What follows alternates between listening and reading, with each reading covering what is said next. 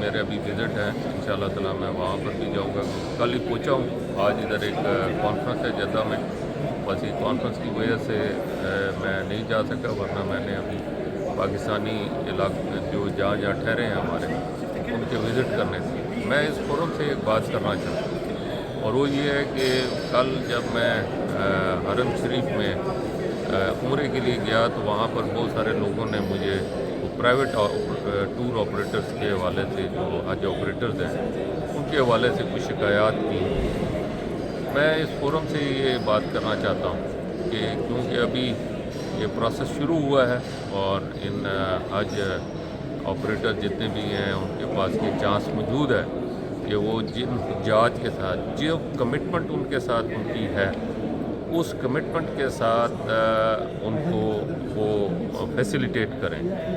اگر میں جب حج کے بعد واپس جاؤں گا تو میں نے ان کی اگر زندگی رہی اور حالات یہی رہے تو میں انشاءاللہ تعالیٰ اس کی ہیئرنگ کروں گا، اور اس میں اگر میرے پاس کوئی سیریس کمپلینٹ اگر آئیں تو میں ان کمپنیوں کو کسی قسم کا کوئی کوٹا اور نہیں دینے دوں. ایک دوسری بات، میں اس کو بلیک لسٹ بھی کروں گا.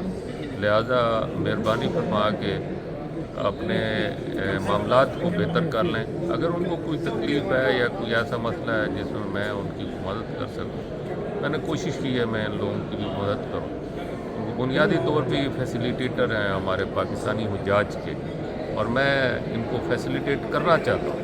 لیکن اس کے لیے ضروری یہ ہے کہ میرٹ کے اوپر کام کریں.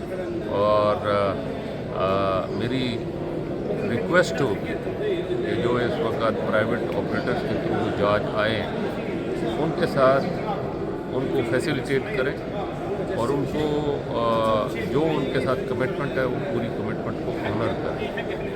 میں یہی کہنا چاہتا ہوں، اور میں اس لیے بھی یہ بار بار کہہ رہا ہوں کہ ایسا نہ ہو کہ وہ یہ سوچیں کہ اگر ایسا کر بھی لیا تو کسی سفارش سے یا کسی چیز سے جو ہے ان اپنے معاملات کو سارٹ آؤٹ کرا لیں گے. میرے خیال سے ان کے لیے کافی مشکل ہوگا. بہت بہت شکریہ.